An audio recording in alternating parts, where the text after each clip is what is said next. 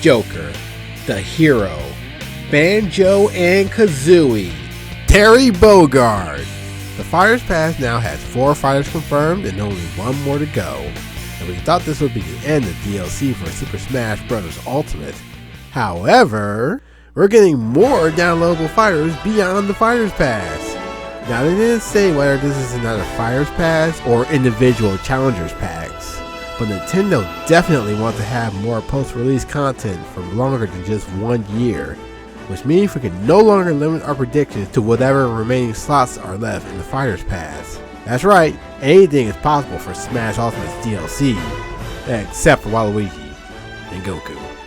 Heck, Overwatch is now a viable option for Smash now that it's coming to Nintendo Switch. That means even Tracer might have a shot. No, I'm not saying that I want Tracer to be in Smash, I'm just saying that the possibilities for new characters are basically endless at this point, except for Waluigi and Goku. Imagine this, when Smash Ultimate's post-release content is all said and done, there could be at least 100 playable fighters. 100. It sounds crazy, but it's crazy enough to happen. Once Challenger Pack 5 drops, there will be 82 characters total. And with Nintendo continuing DLC beyond the Fighters Pass, that number is going to get bigger. But first, let's start by finding out who Challengers Pack 5 could be. Now, it just recently occurred to me that the characters in the Fighters Pass are from companies that have never once had any prior representation in Smash. Persona 5 is from Atlas, Dragon Quest is from Enix, Banjo-Kazooie is from Microsoft, and Fatal Fury is from SNK. With that in mind, it's safe to assume that Challengers Pack 5 will be a character from a never-before-seen third-party company. Now, with that idea, who would fit in that category? I'm guessing it will most likely be Koei Tecmo. Koei Tecmo has a great relationship with Nintendo, having had a hand in the development of several of their titles, including Fire Emblem 3 Houses. Also, Fatal Frame used to be a Tecmo IP before Nintendo brought it under their wing and gave its series the most successful releases. So I'm guessing that Challengers Pack 5 will most likely be Ryu Hayabusa from Ninja Gaiden. But wait, don't we already have a Ryu in Smash Brothers? Well, we got 2 Roys, so having 2 characters with the same name won't stop anyone. That being said, Koei Tecmo's fighting game series Dead or Alive features him as a prominent character and refers to him as Hayabusa, so I figure Smash will do the same. Anyway, dating back to 1988, the Ninja Gaiden series is one of the classic arcade beat-em-up game series, launched its own trilogy of games on the NES. And aside from a few re-releases on other consoles and Hayabusa's appearances in the Dead or Alive series, Ninja Gaiden had maintained some form of relevancy in the 90s before Team Ninja revived the series in 2004. And while the Team Ninja series had been primarily on Xbox and PlayStation consoles, Nintendo consoles have only seen 2 titles, Ninja Gaiden Dragon Sword for the Nintendo DS and Ninja Gaiden 3 Razor's Edge for the Wii U. However, in recent years, the series has been in a rough spot. Its latest release was in 2014 with Yaiba Ninja Gaiden Z, a game that due to its negative reception put the series on indefinite hiatus. Anyway, Koei Tecmo did say they got big plans for 2019, although they didn't say whether Ninja Gaiden is part of those big plans. Could they be planning a big push for Ninja Gaiden, which might include Hayabusa in Smash? Now, the next question is, when would Challengers Pack 5, regardless of whether or not it's Hayabusa, be revealed? Well, I have a hunch. Joker was revealed at the Game Awards last year, the night before Smash Ultimate launch, and that was our first actual glimpse of the Fighters Pass. So what better way to end the run at the event where it all started? With that said, Hayabusa will be my prediction for Challengers Pack 5. I really wanted to see a female character in this Fighters Pass, but I just can't think of anyone that isn't already represented by another character in another series. The closest we have is Kazooie, but she's only one half of a character. And I'm kind of hoping that they toss in Terry's female form from SNK Heroines as one of his alts. That'll never happen. Moving on to the next predictions. There weren't any guidelines mentioned on who these next DLC fighters are or how they'll be released, so let's just assume anything goes. Plus, I need a personal victory that I can claim for myself. I mean, I guess Banjo and Kazooie, right, but so did virtually everyone else. Anyway, speaking of Fire Emblem 3 Houses, We all like to joke that Nintendo is itching to put yet another Fire Emblem character in Smash because, let's be real, Martin Roy being in Smash Bros. Melee was the Western side's first real exposure to Fire Emblem, so the series owes a lot to that. But let's be honest here. Since the series has had one of its most successful releases since Fire Emblem Awakening, it would make a bit of sense to include a character from 3 houses. However, it won't be Eligard, it's not going to be Dimitri, nor will it be Claude. It's going to be Byleth. I've noticed that Sakurai prefers the main characters over who are the most popular characters when it comes to choosing fighters for Smash, which is why Robin got in first before Trom eventually did, and why Corrin got in first before anyone in Fates.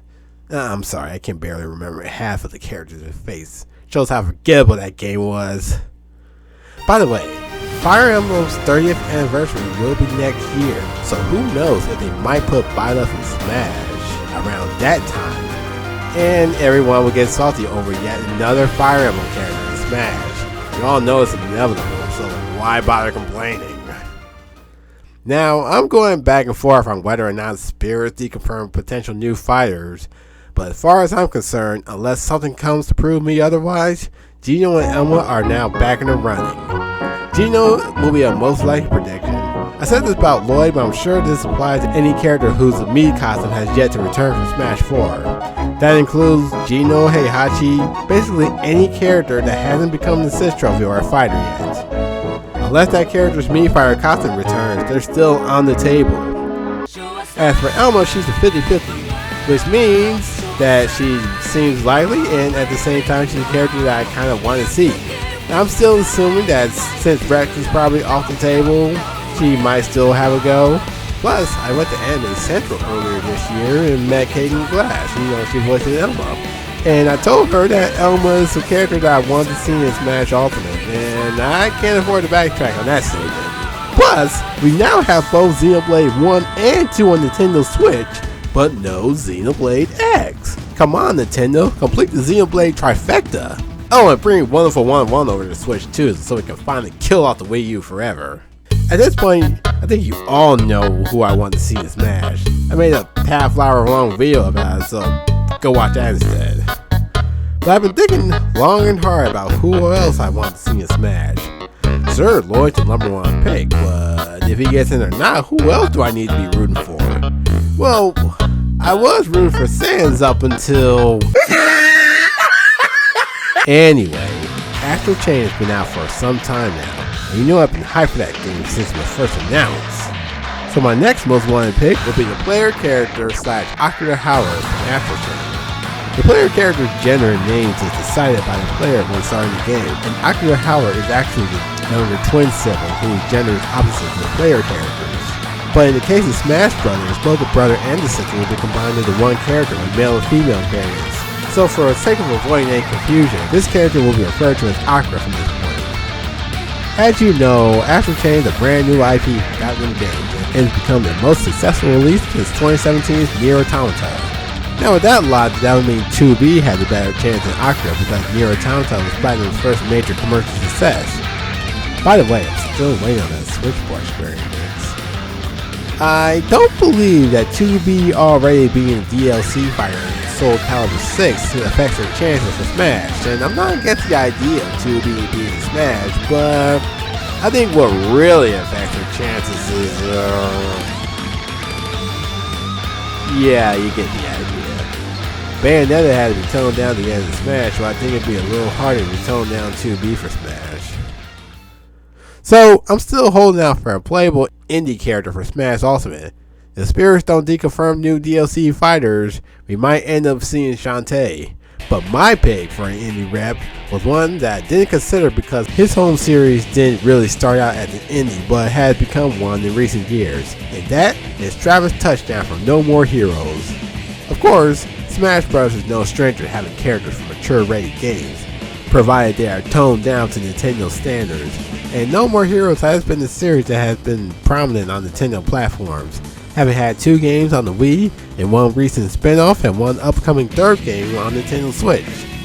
Also, since the release of Travis Strikes Again, Suda51 has been wanting to see Travis in Smash too. Interesting enough, Suda 1 was credited for Super Smash Bros. Brawl under special thanks. Music composers that worked for Grasshopper Manufacturing, notably Masafumi Takada, did compose music for Smash Bros., so that's probably the reason. Now that I think of it, considering that Grasshopper Manufacturing falls under the category of never before seen third-party companies, Travis could potentially qualify to Challenger Pack 5. So to recap, my most likely characters are Hayabusa, Byleth, and Geno. My most wanted characters are Lloyd, Akira, and Travis, and Elma's a 50-50. This game will live up to its name as the ultimate Super Smash Bros. Game, and it looks like Sakurai and Nintendo is looking to make it so with more DLC beyond the Fighters Pass. That 100 Fighters claim I said earlier is a really bold statement, but if Nintendo is willing, they may very well make it a reality.